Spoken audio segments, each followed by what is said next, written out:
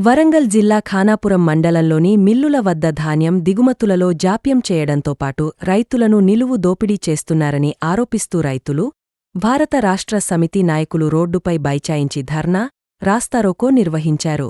విషయం తెలుసుకున్న పోలీసులు, వ్యవసాయ శాఖ అధికారులు సంఘటన స్థలానికి చేరుకొని దిగుమతులు త్వరితగతిన అయ్యే విధంగా చూసి, కొనుగోలు కేంద్రాల్లో కొనుగోళ్లను వేగవంతం చేస్తామని హామీ ఇచ్చి రైతులను శాంతింపచేశారు.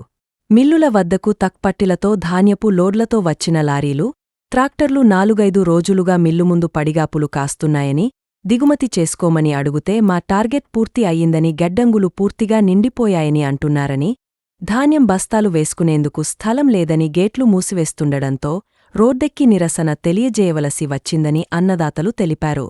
ఇప్పటికైనా అధికారులు, మిల్లర్లు ఎలాంటి ఇబ్బందులు కలిగించకుండా ధాన్యం దిగుమతులు చేసుకుని రైతులను ఆదుకోవాలని, లేకుంటే ఖానాపురం రైతాంగం పెద్ద ఎత్తున నిరసన కార్యక్రమాలు చేపడతారని అన్నారు.